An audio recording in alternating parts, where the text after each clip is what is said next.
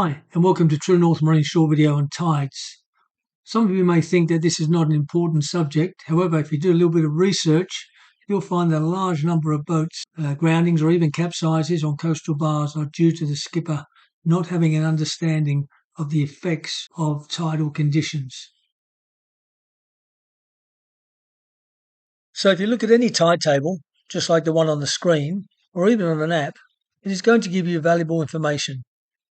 It will give you the time of high and low tide, the height of high and low tides. It will also give you the tidal range. It also shows the phase of the moon, which influences the height of tide. Almost everywhere in the world, high and low water occur at roughly 6-hour intervals, producing a succession of 2 high and 2 low tides in a period of just over 24 hours. This situation is known as a semi-diurnal cycle. Some areas get only 1 tide per day. This is a diurnal cycle.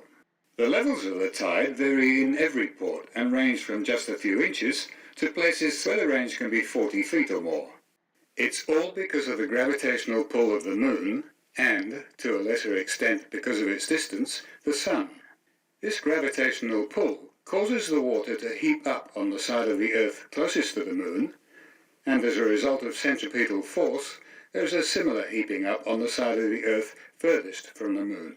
The sun also plays its part, and when the Earth, moon and sun are in a straight line, they pull together, resulting in extra pull. When this happens, the high tides are particularly high and the low tides extra low. These are called spring tides.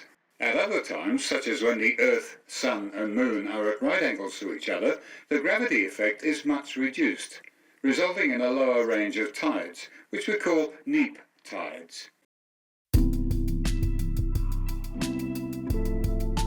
Chart datum.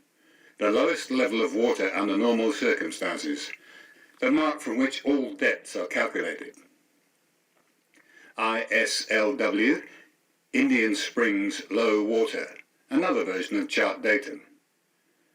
LAT, lowest astronomical tide, yet another. It depends on the chart you're using. Range, the difference between successive high and low tides. MHWS, mean high water springs, the average height of high water at spring tides. It's usually found in the table on your chart. MHWN, mean high water neaps, the average height of high water at neap tides. Mean sea level, average of the surface of the sea at all stages of the tides. Mean tide level, average of all tides, high and low. Slack water, the period of negligible water movement at the reverse of tides. Dodge tide, the period when there's only one small tide or a constant level for one whole day. Duration of rise, the time taken for the tide to rise from low to high water.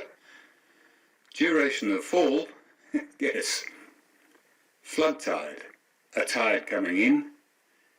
Ebb tide, the tide going out. So, as you can see, the actual depth is the charted depth below chart datum added to the height of the tide. Depths are given as fathoms or meters below chart datum. Heights are given as feet or meters above MHWS, so you know that the clearance given is the minimum available. So that's great. Now we can find the depth of water at high or low tide. But what about the bit in between? We need to know the depth at any time. There are various methods of finding this, remembering always that the tide does not flow in or out at the same rate. There's a fairly complicated graph in the Admiralty tide tables. However, for most situations, the simple 12ths rule will be sufficiently accurate. Basically, the 12ths rule says that in the first hour of a tidal range, 1/12 of the total range will arrive.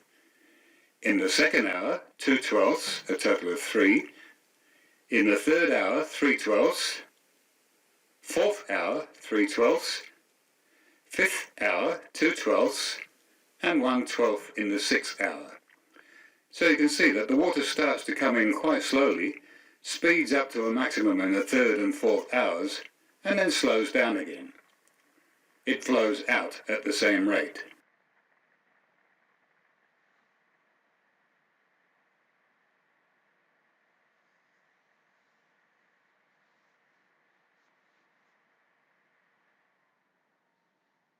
If low water was at 1200 hours, for example, with an expected range of 3 meters, at 1500 hours the depth would be low water plus 6/12, 6 by 0.25 meters, a total of 1.5 meters.